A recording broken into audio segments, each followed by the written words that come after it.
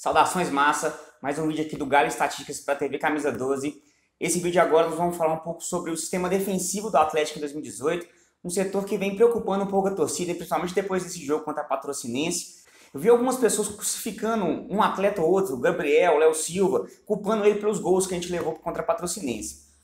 Isso me fez pensar em um assunto interessante aqui no vídeo, que eu já ia falar um pouco sobre o momento defensivo do time, e eu queria aqui salientar aqui que é muito importante a gente parar para tentar entender essa questão, porque mais importante que um ou outro atleta, o Gabriel não serve, o Léo Silva não serve, mais importante que isso é o sistema defensivo como um todo, a coordenação de todo o sistema defensivo para eles jogarem juntos. Não adianta um atleta ou outro estar um nível mais alto, outro atleta estar um nível mais baixo, e os zagueiros, o sistema defensivo, com os laterais, com os volantes, com os pontos que vão para marcar, não ter uma coordenação nesse sistema defensivo, ou seja, as ações deles não estarem em conjunto, definindo uma tática, definindo uma estratégia de jogo do time. Especificadamente, esses gols que a Patrocinense fez no Galo foram tanto falhas coletivas quanto falhas individuais também. Então, é todo um conjunto que a gente tem que tentar entender aqui. Eu vou tentar mostrar aqui no vídeo como que o Oswaldo está tentando organizar essa equipe defensivamente, mostrar os pontos fortes que isso pode trazer, os pontos fracos que a gente já viu, que já demonstrou nesse jogo e também que demonstrou um pouco ano passado também com o Oswaldo.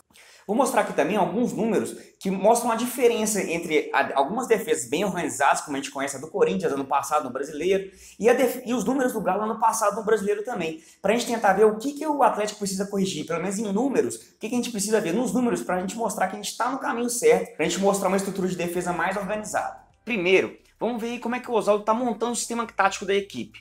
Uma das principais mudanças em relação ao ano passado é o posicionamento do primeiro volante.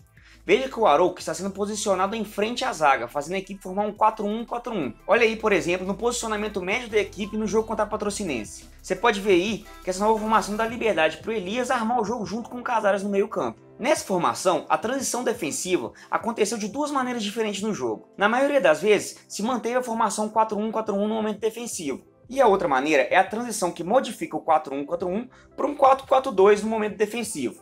Veja como fica a transição defensiva mantendo o esquema 4-1-4-1. O Arouca se move para conter as infiltrações entre as linhas e esse esquema exige que o Casares recomponha formando a terceira linha de marcação. Temos também Otero e Roger Guedes pelas pontas e Ricardo Oliveira à frente. Na mudança do 4-1-4-1 para um sistema defensivo com duas linhas de 4 e uma linha de 2, o Elias centraliza na segunda linha junto com o Arouca. Roger Guedes e Otero fecham nas pontas e Ricardo Oliveira e Casares ficam responsáveis pelo primeiro combate no meio campo. Outro tipo de ação na transição defensiva que deu para perceber nesse último jogo foi a pressão ao adversário logo após a perda, para tentar recuperar a bola com o adversário com a zaga desarrumada. Mesmo sendo apenas um ensaio, é uma boa alternativa para o time de Oswaldo com uma equipe mais leve e mais rápida como é deste ano. Para um sistema defensivo funcionar bem dentro de uma determinada estratégia definida pelo técnico, as ações dos jogadores das linhas têm que ser bem coordenadas. As ações coletivas dos jogadores devem ser bem executadas para fechar e diminuir os espaços, principalmente nas duas últimas linhas de marcação. Essa questão de diminuição e ocupação de espaço será fundamental para a gente tentar entender alguns problemas do sistema defensivo do Galo no final do vídeo. Os gols patrocinenses são bons exemplos de falhas nessas ações. Nesse jogo contra a Patrocinense, veja a simulação do primeiro gol sofrido. A recomposição desordenada facilita o time adversário a criar espaços e possui superioridade numérica numa determinada região do campo. Essa superioridade numérica facilita uma finalização mais limpa e precisa. No segundo gol, a gente viu o mesmo tipo de falha.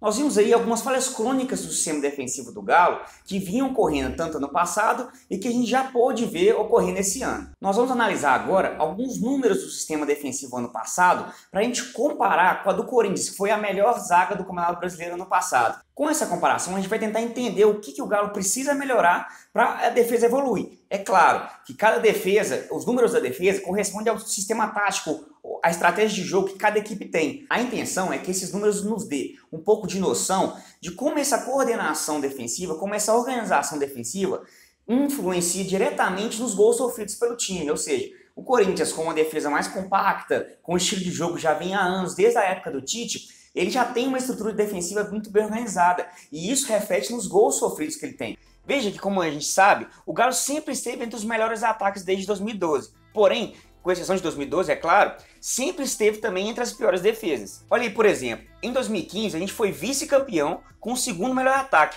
mas só a 10ª melhor defesa. Em 2016 foi a mesma história, segundo melhor ataque e 15ª melhor defesa. Com certeza a situação do Galo na tabela seria diferente se a gente tivesse tomado menos gols. Observe no gráfico que nos últimos anos essa situação só piorou, justificando ainda mais a preocupação do torcedor atleticano. Vamos expandir um pouco agora esses números para uma visão dos fundamentos do time.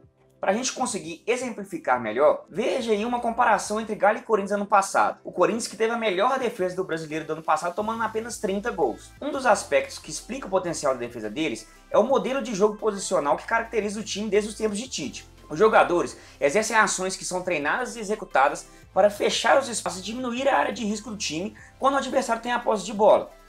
É importante lembrar que essa característica de jogo do Corinthians e os números são apenas os reflexos desse modelo de jogo. A questão aqui não é copiar esse modelo, é apenas entender como que é importante a coordenação e o posicionamento defensivo para diminuir o número de gols sofridos. Veja que apesar de sofrer mais finalizações que o Galo no passado, o Corinthians é quem teve o menor número de finalizações a gol. A cada 9 finalizações, o Galo sofreu um gol e a cada 15 finalizações, o Corinthians sofreu um gol. Uma das maneiras que a gente pode interpretar esses números é que, por fechar mais os espaços e dificultar a ação ofensiva do adversário, o Corinthians força que esse adversário finalize muitas vezes sem trabalhar a jogada e sem condições de uma finalização mais limpa. Veja que com esse trabalho defensivo eles conseguem bloquear mais as finalizações, desarmar mais e, principalmente, fazer muito mais interceptações dos passes adversários. Então agora vamos fazer um resumo sobre o que precisa ser melhorado no sistema defensivo do Galo para sofrer menos gols. Vamos lá.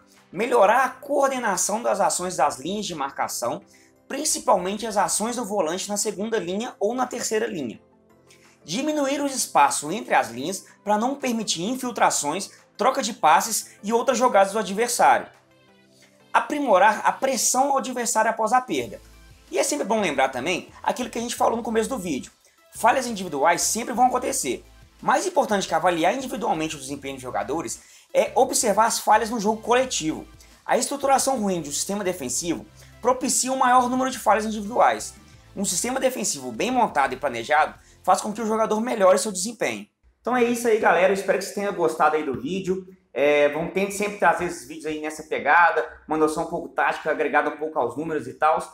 O jeito pra gente torcedor agora é só esperar, ter paciência e aguardar para ver se o Oswaldo vai conseguir implementar um sistema defensivo consistente para o Atlético, que é o que a gente precisa. A gente vem sofrendo com a defesa aí há anos já. Então vamos aguardar, vamos ter paciência, início de trabalho, início de ano, pré-temporada. Vamos aguardar aí o Campeonato Mineiro e é isso aí. Então se inscreve no canal, curte o vídeo, divulga aí pra galera toda. Valeu, falou!